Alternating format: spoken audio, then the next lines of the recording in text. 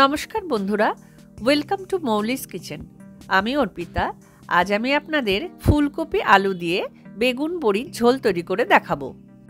এটি সম্পূর্ণ একটি নিরামিষ পদ, আর এই শীতকালে এটা গরম ভাত দিয়ে খেতে ভীষণই সুন্দর লাগে।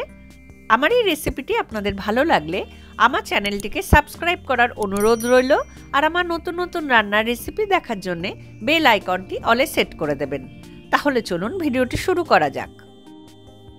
এটা তৈরি করার জন্য দুটো ফুলকপি আমি এইভাবে ডুমো ডুমো করে কেটে একটু গরম জলে ভাপিয়ে জলটাকে ঝরিয়ে রেখে দিয়েছি। আর 3টে আলু আমি এইভাবে পিস পিস করে কেটে এটাকেও একটু জলে ভাপিয়ে নিয়েছি, তবে আলুটা জলে না ভাপালেও চলে। আর এখানে দুটো বেগুন আমি এইরকম পিস পিস করে কেটে ভালো করে ধুয়ে নিয়েছি। আর এখানে 13-14টা মতো কলাইয়ের ডালের বড়ি নিয়ে নিয়েছি। এছাড়া একটা টমেটো আমি এইভাবে চিড়ে নিয়েছি। আর নিয়েছি 3টে কাঁচা লঙ্কা, তবে ঝালটা আপনারা আপনাদের স্বাদ অনুযায়ী দেবেন। এছাড়া ফোড়নে লাগছে 5 ফোড়ন এবং 2টো শুকনো লঙ্কা, লাগছে হিং, হলুদের গুঁড়ো, ধনের গুঁড়ো, জিরের গুঁড়ো, স্বাদ অনুযায়ী লবণ এবং স্বাদ অনুযায়ী চিনি। আর এখানে আমি আদা কাঁচা লঙ্কা একটু জল দিয়ে বেটে রেখে দিয়েছি। আর লাগছে ধনেপাতা কুচি। একটা বাটিতে আমি 2 চামচ মতো আটা সামান্য একটু জল দিয়ে গুলে রেখে দেবো, পরে এটা আমি রান্নায় দেব। প্রথমে কড়াইয়ে দিয়ে দেবো 2 পলা মতো সর্ষের তেল। তেলটা একটুখানি গরম হয়ে গেলে এর মধ্যে আমি ফুলকপি টুকরোগুলো দিয়ে দেবো সামান্য একটুখানি লবণ এবং সামান্য একটুখানি হলুদের গুঁড়ো। এবার ফুলকপিগুলো একটু ভেজে নেব। ফুলকপিগুলো একটু ভেজে নিয়েছি, এগুলো তুলে নিলাম।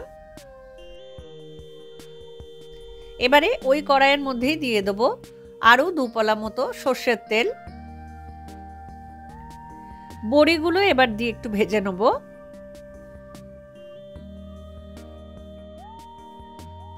দেখুন বড়িগুলো ভালো করে ভাজা হয়ে গেছে, এগুলো আমি কড়াই থেকে তুলে নিলাম। এইবার কড়াইয়ে দিয়ে দিলাম পরিমাণ মতো সর্ষের তেল।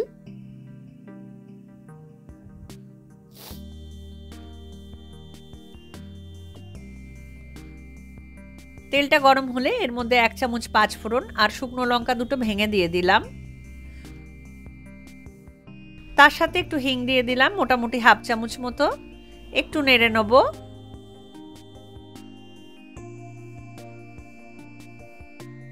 তারপরে আলুগুলো দিয়ে একটু ভেজে নেব।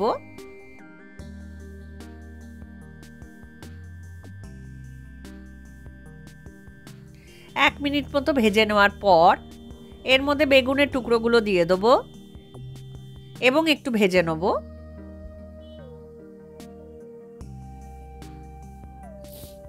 ভাজতে ভাজতে এর মধ্যে দিয়ে দেবো 1 চামচ হলুদের গুঁড়ো এবং স্বাদ অনুযায়ী লবণ।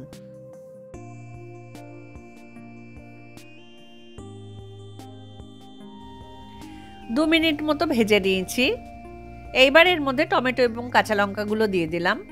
কাঁচা লঙ্কাটা আমি ছিঁড়ে দিয়েছি। এভাবে একটু নেড়ে নেব। আদা কাঁচা লঙ্কা বাটা 2 চামচ মতো দিয়ে দিলাম। সব মিশিয়ে একটু নেড়ে নেব।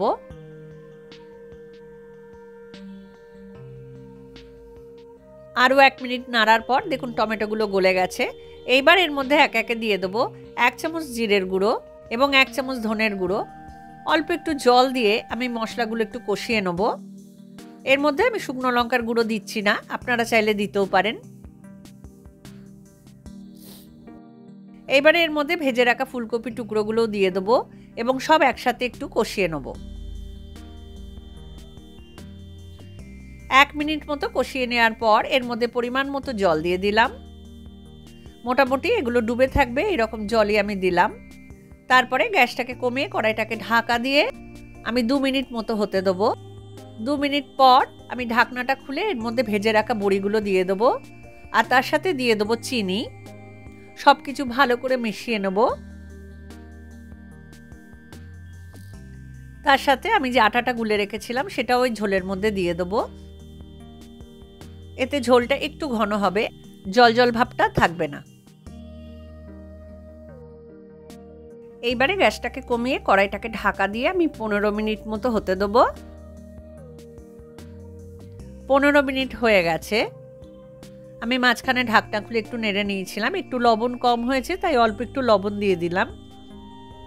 নুন ঝাল মিষ্টিটা আপনারা আপনাদের স্বাদ অনুযায়ী দেবেন।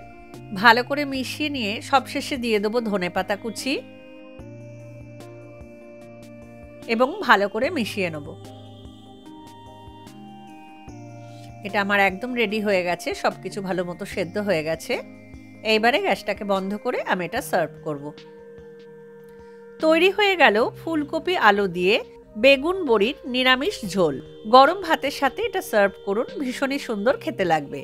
আর ভিডিওটি ভালো লাগলে অবশ্যই লাইক করবেন, কমেন্ট করে জানাবেন, বন্ধুদের মধ্যে শেয়ার করবেন এবং অবশ্যই আমার চ্যানেলটিকে সাবস্ক্রাইব করবেন।